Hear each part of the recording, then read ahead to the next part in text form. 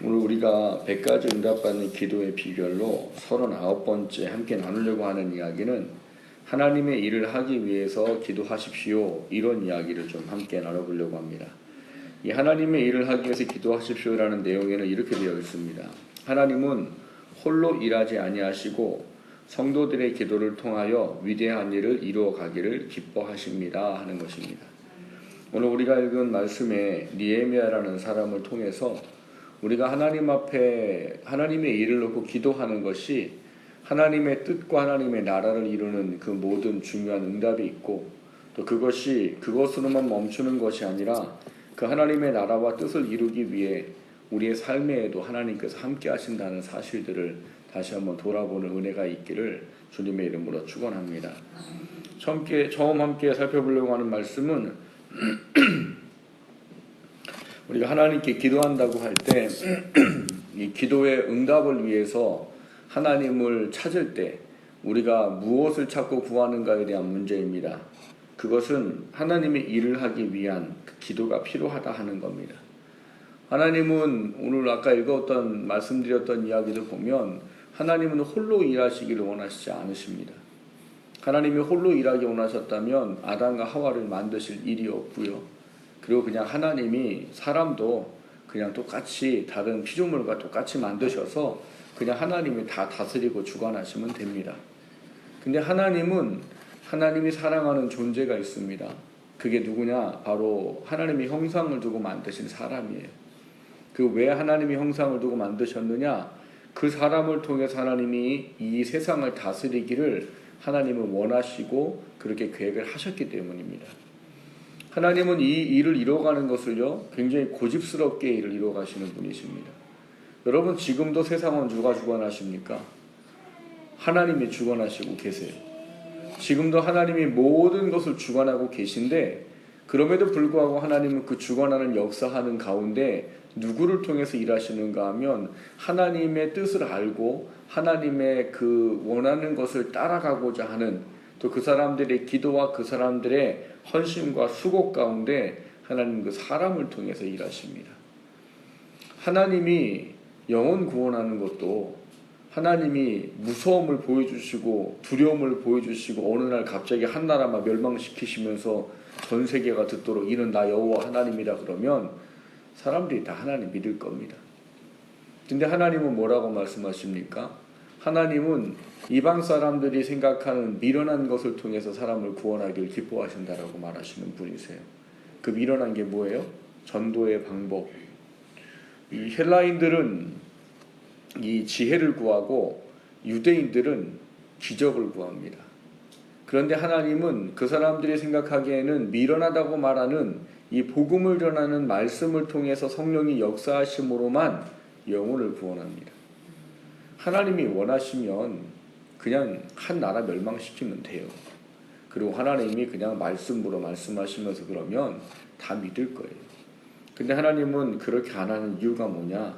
하나님은 하나님의 사람을 통해서 일하시기를 천지를 창조한 때부터 모든 것을 마칠 때까지 그 방법을 통해서만 일하시겠다고 작정을 하신 분이 하나님이십니다. 그래서 우리가 헌신하고 수고해야 되는 이유가 필요한 거예요. 왜냐하면 하나님 우리를 통해서 일하니까. 그 우리를 통해서 일하시고 하나님의 온전함 가운데 있는 이들에게는 마지막 하나님 앞에 왔을 때 내가 너희들에게 맡겨준 걸 잘 감당하다 왔구나. 그래서 하나님은 그 사람에게 하나님이 주시고자 하는 상을 주신다라고 말씀하는 게 성경에서 말하는 하나님의 일하시는 방법입니다. 근데 그거를 하기 위해서 우리 안에 필요한 게 있는데 뭐냐? 기도하는 거예요. 기도. 우리가 하나님의 나라와 뜻을 위해서 기도하는 일이 우리 가운데 있을 때 하나님은 그 기도 가운데 역사하신다는 사실인 거예요. 성경에 수많은 하나님의 사역자들이 있습니다. 근데 수많은 하나님의 사역자들이 하나님의 일을 하기 위해서 반드시 하는 게 있습니다. 그게 뭐예요? 기도예요. 기도. 기도하지 않고 하나님의 일하는 사람은 없습니다. 심지어는 예수님까지도 기도하시고 일하신 분이세요. 제가 응답받는 기도의 비결을 말씀드리면서 예수님이 기도하시는 모습을 많이 말씀을 드렸습니다. 왜 하나님이신 그분이 기도를 하셔야 돼요? 그분도 천지를 지을 때 함께 창조하신, 말씀으로 창조하신 능력을 가지신 분인데, 근데 그분은 이 땅 내려올 때 그 능력을 놓고 오셨어요. 왜요? 사람들로 하여금 하나님의 일은 성령 하나님을 통해서만 이루어진다라는 그 가르침을 주기 위해서입니다. 그래서 그 하나님이신 그분도 자신의 능력으로 일하지 아니하고 누구의 능력으로 일하셨어요? 성령 하나님의 능력으로 일하셨어요. 그래서 그분이 굳이 세례를 받고 세례를 받을 게 비둘기 형상으로 성령이 임하시고 그때부터 그분이 놀라운 일들을 행하시는 겁니다. 그리고 그 일을 행하기 위해 그분이 늘 뭘 하시는 거예요? 기도를 밤낮 쉬지 않으시는 거예요. 밤낮 쉬지 않는 기도를 통해 성령의 능력을 덧입고 그 능력을 가지고 하나님께서 원하시는 사역을 감당한 겁니다. 그렇게 하신 이유는 단 하나예요. 하나님의 사람들로 하여금 기도하지 않고서는 하나님의 일을 할 수 없다. 그거를 가르치기 위한 그 이유와 목적 때문에 예수님께서 그렇게 피곤해도 밤으로 새벽으로 기도하신 이유인 겁니다. 그게 없기 때문에 현대의 많은 사람들이 하나님의 말씀을 지켜 순종할 수 없는 거예요. 하나님의 말을 순종하고 지키는 것도 어려운 사람이 하나님의 일을 할 수는 없습니다. 하나님의 일을 하기 위해선 더 많은 기도가 필요한 거예요. 단지 우리가 순종하고 말씀을 지켜 살아가는 그 이상의 하나님의 나라를 세워가고 하나님의 뜻을 이루기 위해서는 그보다 더 많은 기도가 우리 가운데 필요한 거예요. 그래서 그 기도가 우리 안에 세워져서 우리의 심령을 만져야 우리가 비로소 하나님의 일을 할 수 있다는 겁니다. 오늘 본문은 그렇게 기도하고 하나님의 일을 하는 것에 하나님의 중요한 이 표본으로 삼는 한 사람의 이야기가 기록된 겁니다. 그게 누구냐 하면 느헤미야인 거죠. 느헤미야. 느헤미야는 오늘 본문에 우리가 보면 하나님의 나라 때문에 굉장히 아픈 마음을 가졌다 하는 사실들을 보게 됩니다. 오늘 본문의 2절에 보면 하나니아가 두어 사람과 함께 유다에서 왔는데 그 사람을 느헤미야가 맞아들이고 그 사람들에게 물었어요. 유다와 예루살렘들의 형편이 어떻더냐? 3절을 보면 뭐라고 말하냐면 사로잡힘을 면하고 남아있는 자들이 거기에서 큰 환난을 당하고 능력을 받고 예루살렘 성은 허물어지고 성문은 불탔다 이렇게 말하는 거예요. 쉽게 말하면 뭐예요? 망했다 이런 거예요. 망했다. 반면에 포로로 잡혀온 사람들은 어땠을까요? 예레미야를 통한 예언은 포로로 잡혀가면 하나님이 거기서 너희들을 책임져 주실 거다 해요. 그러니까 잡혀가라고 예레미야가 예언을 했었던 거예요. 근데 그걸 안 하고 남아있던 사람들에게는 예언이 그랬어요. 남아있으면 너희들은 힘들고 어려울 거야. 그러니까 하나님 말씀을 들어라. 포로로 잡혀가는 게 하나님의 뜻이다. 근데 그거를 순종하지 않은 사람들은 결국 남아있었어요. 남아있는 결과가 뭐냐? 오늘 하나님과 함께 온 사람들의 이야기를 통해 느헤미야가 듣듯이 망한 거예요. 먹고 사는 것도 힘들고 나라는 완전히 망해버리고 그런 이야기를 전해 들은 겁니다. 이 이야기를 들을 때 문제는 느헤미야인 겁니다. 오늘 본문의 4절을 보시면 느헤미야가 내가 이 말을 듣고 앉아서 울고 수일 동안 슬퍼하며 하나님 앞에 금식하며 기도했다라고 말해요. 그러니까 하나님의 나라에 하나님의 백성의 지금 현실의 상황이 얼마나 어려운지를 전해 들은 소식에 대한 느헤미야의 마음인 거예요. 여러분 느헤미야는 지금 어디에 와 있습니까? 본문 1절에 보면 수산궁에 있다 이렇게 되어 있어요. 그러니까 이 사람은 바벨론의 포로로 잡혀와서 나라가 이제 한번 바뀌었습니다. 메대와 파사라는 나라로 정권이 바뀌어버렸어요. 바뀌어버린 그 가운데 수산궁에 있는 사람인 거예요. 앞서 말씀을 드렸듯이 예레미야의 예언이 그거예요. 가라. 잡혀가면 하나님께서 어떻게 하시겠다고요? 하나님께서 너희들을 책임져 주실 테니까 가라 이거예요.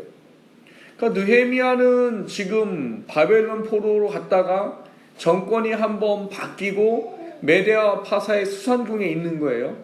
그러니까 이 사람은 먹고 살만한 거예요, 아니에요? 네, 먹고 살만한 상황이 있는 거예요. 더더군다나 어디에 있대요? 수산궁에 있대요. 아마 이 사람이 관직을 아마 하고 있었더라고 이해하면 맞을 겁니다. 그 수산궁에 자기는 먹고 살만한 거예요. 근데 이 포로로 잡혀온 사람들은 하나님의 말씀에 순종할 수 있는 사람이기 때문에 그들은 이 예레미야 선지자를 통해서 갖고 있던 예언들을 마음에 담고 있는 사람들인 거예요. 뭐를요? 잡혀온 우리들은 먹고 살만하지만 남아있는 이 예루살렘과 거기 있는 사람들은 분명히 어려울 거다라는 이 깨달음을 갖고 있는 사람들이에요. 그래서 오늘 여기 기록된 것처럼 느헤미야가 이 하나니라는 사람이 와서 이 사람의 이야기를 전해 듣고자 했던 거는 지금 나라의 형편이 어떤가를 알고 싶은 거예요. 왜? 예언은 분명히 어려울 거다라고 말했거든요. 근데 전에 들은 이야기를 들었더니 아니나 다를까 예언처럼 된 거지요. 거기에는 계속 가뭄과 기근이 전염병이 돌았고 계속해서 어려움을 겪는 상황이 계속 70년의 시간 동안 계속되었던 사실을 본문이 우리를 통해 가르쳐주는 겁니다. 하나님에 대한 믿음을 가진 사람들은 하나님의 나라가 삶의 어떤 것보다도 중요한 위치에 있는 사람들입니다. 이 느헤미야가 그 위치에 있었던 거예요.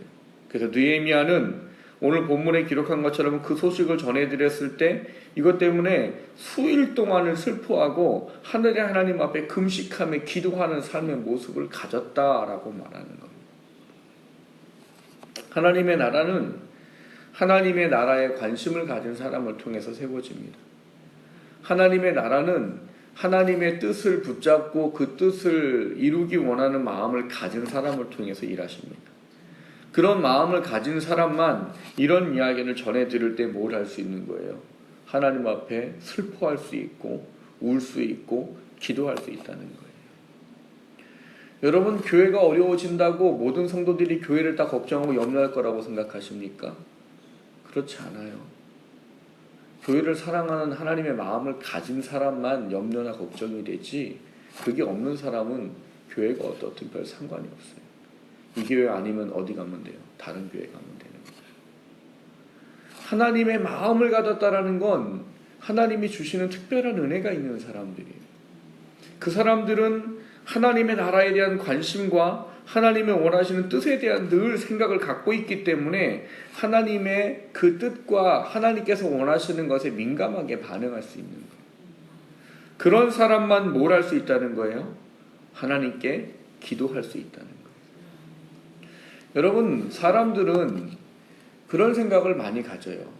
그냥 내가 내 문제를 놓고 간절히 기도하고 기도 제목을 세밀하게 만들고 그걸 가지고 매일같이 기도하고 그 기도에 응답되는 것에 이 기도의 어떤 그 통로와 힘과 능력을 가진 것으로 이해하는 경우가 대부분입니다. 근데 여러분, 성경을 잘 보셔야 돼요. 성경은 여러분 70% 이상이 기도에 대해서 뭐라고 가르치느냐? 하나님의 나라와 하나님의 뜻을 알고 그것을 이루도록 하기 위한 것으로 기도하도록 되어 있지 내 필요한 것을 얻는 것으로 기도하는 내용은 사실 그렇게 많지 않아요. 근데 우리가 그렇게 더 크게 보고 있는 거예요. 우리의 기도가 대부분 내 육신의 문제를 해결하기 위한, 물론 맞다니까요. 하나님은 우리가 우리의 문제를 하나님께 아뢰고 하나님이 응답하기를 원하시는 분이세요. 근데 그거는 기도의 하나의 목적이지 기도의 본질이 아니란 말이에요. 기도의 본질은 뭐냐? 하나님의 백성들이 하나님의 뜻을 알고 하나님의 뜻을 행할 힘을 얻고 하나님의 뜻을 이루도록 하기 위한 게 기도의 본질이에요. 근데 기도의 하나의 본질의 하나의 모습인 이 육신의 문제를 해결받는, 내가 원하는 것을 이루는 그것을 기도의 전부로 우리는 생각해 버리게 되니까 우리가 하나님의 나라를 위해서 기도하거나 하나님의 뜻을 구하거나 하는 일은 그냥 목사나 하고 믿음이 좋은 사람들만 하는 것으로 오해하고 착각하는 겁니다. 그 기도학교를 하면서 제가 만나는 것 중에 하나가 그런 거예요. 기도를 얼마나 하십니까? 라고 기도학교 처음 시간에 묻습니다. 그러면 참 신기해요. 사람들이 5분이요란 말을 참 많이 해요. 5분이요. 기도를 하루에 얼마를 하십니까? 그럼 5분이요. 그 왜 5분일까요? 여러분, 기도 하루에 5분 하는 분들 빨리 얘기해 보세요. 빙긋이 웃으시는 분 얘기해 보세요.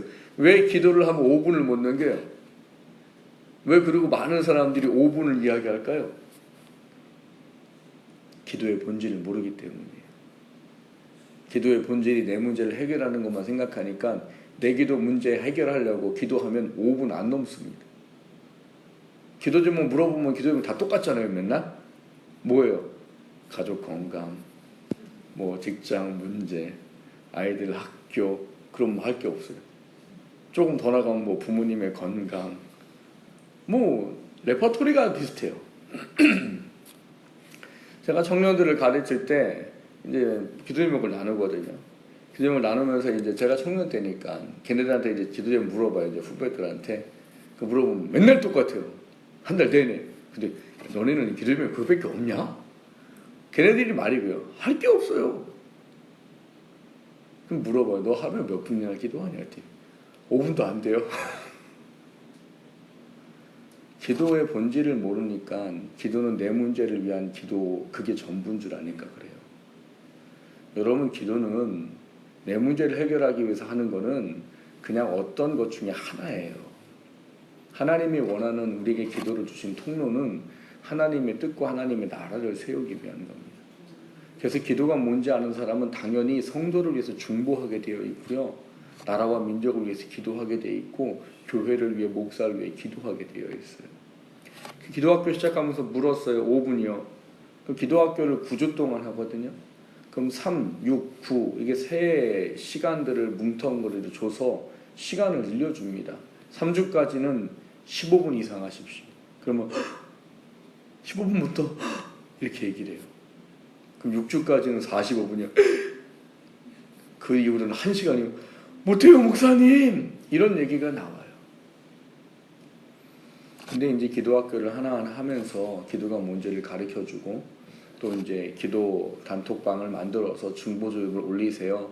그리고 그 사람들에서 기도하세요 하면 이미 첫 주 지날 때부터 15분 이상 하고 있습니다. 못했다고 여겼던 걸 하는 거예요. 그전에는 내 기도만 하니까 5분 넘기는 게 너무 힘든 거예요. 근데 이미 올라와 있는 사람들의 기도만 기도해도 15분 이상은 넘어가요. 그리고 이제 또 뭐 주기도문의 기도를 가르쳐주는 기도하고 뭐 하면 뭐 45분, 1시간 훌쩍 넘어갑니다. 이미 6주 정도가 되면은요, 이미 절반 이상은 1시간 이상씩 기도하고 계시더라고요. 하나님이 기도를 주신 근본적인 이유는 우리 육신의 문제를 해결받는 게 아니거든요. 사람들이 오해하는 게 그런 거예요. 하나님의 응답을 받기 위해 우리가 어떻게 해야 합니까? 라는 부분을 놓을 때 내 삶의 문제를 세밀하고 간절히 그리고 많이 그렇게 기도하면 하나님께서 기도를 응답해 주는 것이 빠를 거다라고 생각하는 겁니다. 근데 모르겠어요. 사람마다 다르겠지만 제가 경험해본 그래요. 저는 저를 위해서 기도를 해본 적이 별로 없어요. 늘 중보 기도가 대부분이었고 그러다 보면은 교회가 큰 교회에 있다 보니까 중보 기도 한번 시작하면 2시간이 후딱 갑니다. 제가 알고 있는 중보 기도 해야 될 사람만 70명, 80명, 100명이 넘어가니까. 그렇게 기도하고 나면은 사실 지칩니다. 그러면 제 기도를 하기가 어려워요. 그럼 하나님 나올 때 하나님 아시지요? 정말 그러고 나온 게 엄청나게 많아요. 제가 제 거를 놓고 기도해 본 적이 별로 없어요. 근데 제가 그 상황에서 이제 느끼는 건 뭐냐면요. 제가 제 기도를 하지 않아도 내가 기도하는 그 시간들 속에 하나님 내 필요한 것은 하나님이 먼저 가서서 미리 앞서가셔서 해결해 놓으시고 준비해 놓으시더라는 거예요.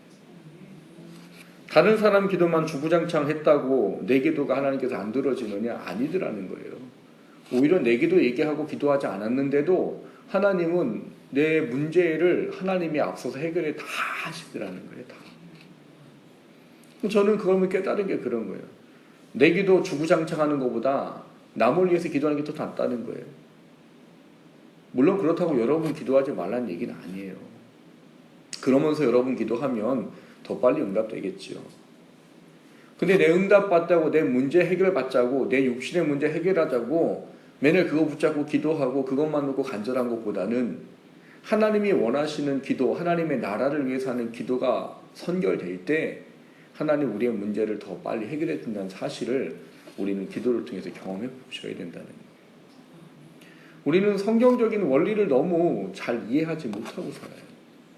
내가 내 문제 간절히 기도하면 되겠지라고 하지만 그거 누가 들어주셔야 되는데요?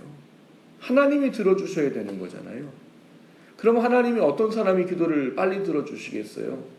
내 기도만 붙잡고 내 기도만 막 하루에 몇 시간씩 기도하면서 그거에 막 매진되어 있는 사람과 하나님의 나라와 백성들과 하나님의 뜻을 위해서 기도하는 사람과 여러분 생각 같으면 누구의 기도를 더 빨리 들어주시겠냐는 거예요. 성경의 원리는 분명해요. 먼저 그의 나라와 그의 일을 구해라. 나머지 내가 더해줄게요. 여러분 성경을 잘 보시고 신앙생활을 지혜롭게 하셔야 됩니다. 우리의 기도에 빠져 있는 것보다 하나님의 뜻에 빠져 있는 게 우리의 삶의 문제를 해결할 수 있는 훨씬 더 빠른 지름길이에요. 오늘 본문은 그것에 대한 증명을 해줍니다. 느헤미야는 지금 사실은 수상궁에 있다고 그랬어요. 이 사람이 어떤 관리직에 있었던 것만은 분명합니다. 근데 그게 아직 이 술관원이 되지는 않은 거예요. 왜냐하면 오늘 본문 마지막에 보면 11절에 그렇게 말합니다. 그때에 내가 왕의 술관원이 되었느니라 이렇게 말해요. 그러니까 술관원은 언제 됐다는 거예요? 금식하며 기도하고 하나님 용서를 해주세요라고 회개하고 하나님 이 나라를 불쌍히 여겨주세요라고 기도하고 하는 그때에 하나님 나를 통해서 하나님 이 종들의 기도를 들어주시고 종이 형통하여 이 사람 앞에서 은혜를 입게 해주세요라고 기도할 때 하나님께서 그 기도를 들어주셨다는 거예요. 그럼 이 사람은 누군데요? 여기 말하고 있는 이 사람 앞에서라고 말한 이 사람은 누굴까요? 이 사람은 누굴까요? 1절에 있습니다. 1절. 누구예요? 아닥사스다 왕이에요. 왜? 지금 자기네들은 누구네 나라에 있어요? 메데와 파사라는 페르시아의 아닥사스다라는 왕 밑에 있단 말이에요. 그 밑에 지금 무슨 관직을 하고 있는지는 모르지만 수산궁에 있으니까 이 사람이 거기서 지금 관리를 하든 뭘 하든 하고 있단 말이에요. 그런데 이 사람이 기도한 내용을 오늘 짐작을 할 수 있는 게 뭐냐면 하나님 우리의 나라의 지금 어려움들을 해결하기 위해서 하나님이 아닥사스다 왕을 통해서 하나님 일하기를 원합니다 라는 것을 기도했다는 게 분명한 거예요. 그러니까 뭐라고 말하는 거예요? 종이 형통하여 이 사람 앞에서 은혜를 입게 없소서 했더니 그때에 하나님이 나를 뭘 삼으셨다고요? 왕의 술관원이 되게 하였더라라고 말하는 거예요. 술관원이 되게 하였더라. 이 사람이 술관원 되기 위한 목적으로 기도한 거예요? 아니에요. 하나님의 나라를 위해서 기도했어요. 그때 하나님이 뭐로 세우셨다고? 그 일을 이루도록 하기 위해서는 술관원이 되어야 하는 거예요. 그래서 하나님이 그 사람을 술관원이 되게 했대요. 이거를 그냥 육적인 거로만 해결을 하면 어떻게 되겠어요? 하나님이 복 주셔서 고위 관직이 되게 하셨다라고 이해하게 되는 거예요. 마치 누구 얘기처럼요? 요셉처럼. 요셉이 꿈을 가졌어요. 비전을 가졌어요. 그랬더니 하나님이 그를 총리로 세우셨어요 라고만 이야기하는 것과 똑같은 거예요. 하나님은 요셉을 총리가 되게 하는 게 목적이 아닙니다. 하나님이 말씀하신 이스라엘로 하여금 하나님이 누구신지를 철저하게 삶으로 피부로 깨달아 알도록 하기 위한 그 계획을 이미 창세기 15장에 아브라함에게 약속을 하셨어요. 너의 자손을 내가 바다의 모래처럼 하늘의 별처럼 많게 해주마. 그런데 아브라함아 내 후손들이 이방인을 400년 동안 4대 만에 섬긴 다음에 다시 이 땅으로 오게 될 것이다 라는 예언을 하셨단 말이에요. 그건 쉽게 말하면 뭐예요? 야 나는 아브라함아 네 후손들을 400년 동안 어렵게 할 거야. 우리가 알고 있는 표현으로 난 400년 동안 네 후손들을 노예 생활하도록 할 거야. 이 이야기를 하신 거예요. 참 이해하기 어려운 거죠. 아니 바다와 모래처럼 하늘의 별처럼 만드시겠다고 축복을 해주시고 나서 말하는 게 뭐예요? 나는 근데 네 후손들을 400년 동안 노예 생활시킬 거다. 왜요? 하나님이 누군 줄 알아야 되니까. 하나님이 누군지 확실히 경험할 수 해야 되기 때문이니까. 근데 그것 때문에 예비되고 준비된 사람이 누군 거예요? 요셉인 거예요. 요셉의 꿈은 하나님이 그 계획한 것을 위해서 가나안 땅에서 이스라엘 백성을 애굽으로 내려오도록 하는 게 하나님의 계획이에요. 그래서 그 꿈이 이루어질 때까지 말씀이 응할 때까지 손과 발이 착고에 상하는 것도 요셉은 감당했다라고 시편이 기록하고 있는 거예요. 근데 우리는 총리만 보는 거예요. 총리. 우리는 총리를 보면 안 돼요, 여러분. 하나님이 그 사람을 사용했다라는 걸 봐야 되는 거지 그걸 위해서 총리를 할 수밖에 없고 느헤미야를 술관원으로 만들 수밖에 없었던 거지, 술관원이 목적이 아니고 총리가 목적이 아니에요. 근데 우리는 늘 그거를 소망하는 거예요. 요셉의 꿈과 비전을 가지, 요셉처럼 꿈과 비전을 가지라고. 그 사람들이 말하는 꿈과 비전은 뭐예요? 부하고 높아지고 원하는 것 이루고 이런 거예요. 근데 문제는 여러분, 성경을 잘 보셔야 되는 게, 그렇게 해주는 이유와 목적을 모르고 부하고 높아지고 뭐 성공하고 이렇게 되면 이게 나중에 문제가 된다는 사실을 아셔야 돼요. 왜냐? 여러분, 하나님은 우리한테 뭔가를 맡겨주시고 어느 위치에 세워주시고 우리로 하여금 형통함을 통해서 어떤 꿈을 이루게 하셨으면 그걸 통해 하나님이 분명히 원하는 뜻과 목적이 있다는 걸 알아야 돼요. 근데 그거를 몰라버리면 뭘 위해서만 씁니까? 내 육신을 위해서 그냥 하나님이 주셨으니까 나는 복 받았다, 그리고 그거 가지고 하지 않아도 될 일을 하고 다니는 거예요. 여러분, 하나님이 물질을 주셨는데 하나님이 그 물질을 가지고 몇만 원이면 몇십만 원이면 사도 되는 가방을, 몇천만 원, 몇 억짜리 가방을 사는 게 그게 하나님 앞에 아름답겠습니까? 그 몇천만 원, 몇 억이면 전 세계에 굶어 죽는 사람을 몇 년을 먹이고도 살아요. 근데 고가 자기 드러내겠다고 가방 하나 사는 거를 하나님이 복 주셨으니까 나는 써도 되라고 쓰면 그게 하나님 앞에 아름답겠냐고요. 나중에 하나님 앞에 갔는데 하나님이 아이고 너 참 잘 살다 왔다, 내가 너한테 돈 많이 줬더니 아주 그냥 잘 쓰다 왔다 야, 아이고 잘했다 아주 그냥, 그러시겠어요? 아니에요. 나는 너한테 그걸 준 이유가 있는데 너는 왜 그걸 그렇게만 쓰다 왔냐라고 분명히 물으실 거예요. 하나님이 높은 자리에 세워주셨어요. 높은 자리에 세워주고 하나님의 나라와 뜻을 위해서 살아야 되는데 그냥 그 자리를 자기에게 주셨다고 그걸 떵떵거리며 사람들 위해서 군림하고 그렇게 살면 하나님이 나중에 그걸 보고서 아유 너 잘 살다 왔다 야, 내가 너 뭐 총리가 되게 해주고 이 술관은 되게 해줬더니 아유 그냥 잘 먹고 그냥 떵떵거리고 잘 살다 왔네, 이러시겠냐고요. 아니에요. 우리는 하나님을 몰라도 너무 모르는 거예요.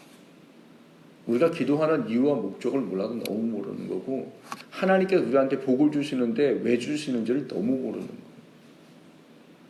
여러분, 정말 무섭고 두려운 이야기지만 제가 자꾸 요즘에 이런 얘기하니까 저도 좀 무서워요. 성도들이 너무 막 눌리지 않을까 싶기는 해요. 요즘에 설교를 하면 느끼는 게 그런 건데, 근데 어쩌겠어요. 하나님께 가면 그게 정답인 걸 하나님 물으신다니까요. 제가 여러분 전에 말했잖아요. 제가 제일 두려워하는 말씀이 뭔지 아세요? 많이 맡긴 자에게 많이 구할 것이고 많이 준 자에게 많이 찾겠다는 거예요. 저는 제 동기 목사들보다 많이 받았고요, 많이 맡았어요. 근데 그거를 제가 인간적인 어리석음으로 써버리면 제가 하나님 앞에 가서 뭘 어떻게 얘기를 해야 될지는 몰라요. 그게 제일 두려운 말씀이에요. 제가 성경에서 제일 두려운 말씀이 그 말씀이에요. 넌 이만큼 줬는데 뭐 하다 왔니? 뭐 옆에 사람들이 그래요. 목사님 뭐 이렇게 뭐 바쁜데 뭐. 근데 어쩔 수 없어요. 제가 그렇게라도 안 하면 나는 하나님 앞에 가서 뭐라고 얘기를 들을까? 그게 두려워요. 뭘 해도 하나님 앞에 자랑할 게 없다고 그러는데, 근데 많은 사람들이 그거를 오해하고 착각한단 말이에요. 우리는 내 문제를 해결하기 위해서 기도하는 게 정답이라고 말하지만 하나님은 아닙니다. 하나님의 일은 뒤로가 있고 하나님을 위해서는 기도하지 않고 하나님의 나라에는 관심도 없으면서 내 문제를 해결하겠다고 내가 원하는 것만 구하고 내가 원하는 것을 간절히 찾겠다고 뭐 금식하고 부르짖고 찾아서 기도하는 게, 그게 하나님 보기에는 건강한 기도가 아니라는 거예요. 하나님이 원하는 기도는 뭐예요? 그의 나라와 그의 의를 구하는 기도예요. 그럴 때 하나님께서 뭐로 세우셨다고요? 느헤미야를 뭐로 세우셨다고요? 술관원이 되게 했다라고 말하는 겁니다. 왜? 그 자리에 세워놔야 이 사람이 기도한 거 이룰 수 있으니까요. 술관원은 그때 당시에 이 문화로 이야기하면 세 번째 치리 통치자 뭐 이런 정도의 사람이에요. 전에도 말씀드린 적이 있지만 이 술관이라는 사람이 하는 일은요, 심지어는 왕궁의 침실을 관할했다고 하고요, 먹고 마시는 모든 것을 관할했다고 하고요, 심지어는 호위병까지 관할했다고 그래요. 이 술관원이. 그러니까 이 사람이 얼마나 인정을 받는 사람인가, 그거를 알 수가 있는 거예요. 단지 뭐 술 따라주고 이런 게 아니라고요. 우리가 생각하는 뭐 술 따라주는 뭐 무슨 김마담 이런 개념이 아니고, 뭐라고요? 그 나라에 엄청난 권력을 가졌다라고 말할 수 있는 위치에 있는, 뭘 할 정도로요? 왕이 신뢰할 정도. 근데 그 과정을 보면 참 웃긴 게 있습니다. 뭐가 있는가 하면, 여러분 성경을 가만히 보면은요, 이 술관원이 되도록 하는데 하나님께서 예비하고 사용하신 사람이 있다라고 학자들이 이해합니다. 그게 누굴까요? 에스더예요, 에스더. 아닥사스다 왕의 계모가 에스더입니다. 아닥사스다 왕의 계모가 에스더예요. 그러니까 에스더한테 이 아닥사스다는 배다른 자식이에요. 이거는 아닥사스다 왕이 이 왕일 때 에스더는 이미 뭐예요? 우리나라 말로 하면 대비인 거죠, 대비. 대비인 거예요. 이게 연관이 없을까요? 연관이 있고도 남겠지요. 하나님이 아마 그 에스더를 통해서 아닥사스다한테 이 누구를요? 느헤미야를 아마 이 나라의 그 최고의 위에 놓을 수 있도록 하셨을 거다라고 이해하는 게 맞을 것 같습니다. 중요한 건 하나님께서 하나님의 뜻을 이루도록 하는 그 기도를 간절하게 했던 느헤미야를 하나님이 세우셔서 그 일을 할 수 있도록 했다라는 사실이에요. 그리고 거기에 우리가 조금 더 생각해 볼 수 있는 건, 여러분, 우리가 하나님 앞에 온전한 뜻으로 세워지고 온전한 기도를 하면 하나님이 우리도 누구처럼요? 요셉처럼 느헤미야처럼 세워서 일하실 수 있다는 사실이에요. 그러니까 이거를 보고 우리가 흔히 속담으로 뭐예요? 일석이조인 거예요. 일석이조. 누이 좋고 매고 좋고. 뭐예요? 도랑치고 가재 잡고 어부지리 뭐 이런 거예요. 제가 웃으라고 한 얘기지만요, 중요한 건 그런 거예요. 우리는 너무 기도라는 게 우리한테 초점되어 있어요. 내 문제를 어떻게 해결할까? 내가 얼마나 기도하면 내 기도를 들어주실까? 그거에만 초점 맞춰 있으면 하나님의 뜻이 우리 안에 들어오기가 어렵습니다. 내가 하나님을 위해서 기도하기가 어려워요. 근데 우리는 성경이 정말 답을 가르쳐주고 있어요. 우리의 육신의 문제 하나님께서 응답하시고 우리를 통해서 놀라운 일을 하실 수 있는 방법은 우리가 하나님 아버지의 나라와 그분의 뜻에 대한 간절한 마음을 가지고 그분 앞에 그분의 뜻을 위한 기도를 하는 그 신앙의 삶이 필요하다는 거예요. 그 신앙의 삶이 주어질 때 여러분, 하나님이 여러분 중에서 어떤 일을 하실지 모르는 거예요. 여러분, 그 하나님의 대사라는 사람의 책 읽어보셨나 모르겠어요. 그분이 대사관인 대사인데 그분이 중국에서 대사를 하는 동안 얼마나 복음을 위해서 큰 일을 했는지 모릅니다. 아마 기회가 되시면 그 책을 한번 읽어보세요. 하나님의 대사라는 책을. 그분은 대사로 세워진 것에 대해서 어떻게 이해한 거예요? 나를 이 중국이라는 나라에 하나님의 복음을 위해서 선교사로 세웠다라고 말하는 거예요. 그래서 그 장나라신가요? 그 배우 장나라라고 그 아가씨가 중국에서 굉장히 유명하잖아요. 근데 그 김우중, 이름 제가 기억이 안 나는데 그분이 그 장나라 씨를 만나서 그런 얘기를 했대요. 당신을 이 중국에서 하나님께서 왜 그렇게 유명하게 만들었는지 잘 생각해 보십시오. 그래서 장나라 씨도 복음을 전하는 일을 많이 감당했다고 그래요. 그분 때문에.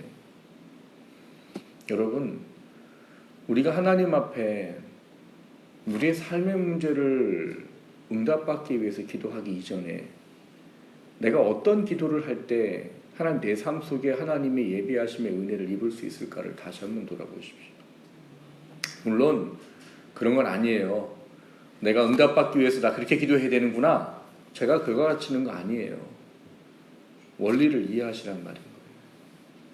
내가 내 문제 해결하기 위해 내 것만 바라보면 여러분 하나님의 기쁨 되지 못합니다. 하나님의 뜻과 하나님의 나라를 먼저 생각하고 기도할 때 하나님이 우리의 마음을 보시고 하나님이 때로는 우리에게 물질도 주시고 때로는 우리에게 높은 자리도 주시고 우리를 유명하게도 하시고 능력도 주시고 한다는 이야기인 거예요. 그럼 그걸 통해서 우리는 두 가지를 얻는 거지요. 뭐를요? 하나님의 일을 할 수 있는 힘과 능력을 소유하게 되고 그것 때문에 내 인생의 삶도 하나님의 복된 인생을 살 수 있다라는 이야기를 오늘 니에미아를 통해서 보내주는 거예요. 기도 응답 받고 싶으십니까? 그러면 여러분을 하던 기도를 좀 잠깐 멈춰 보십시오. 그리고 하나님의 나라와 하나님의 뜻을 먼저 구하세요. 그러면서 여러분의 기도를 같이 하십시오. 그때 하나님께서 분명한 응답과 느헤미야를 세우시고 요셉을 세우셨듯이 우리의 삶을 세워서 그를 하시게 하실 겁니다. 그 깨달음 가운데 기도하고 우리의 삶에 하나님의 나라도 세워지고 우리의 삶도 세워지는 그 귀한 은혜가 부어질 수 있기를 주님의 이름으로 축원합니다.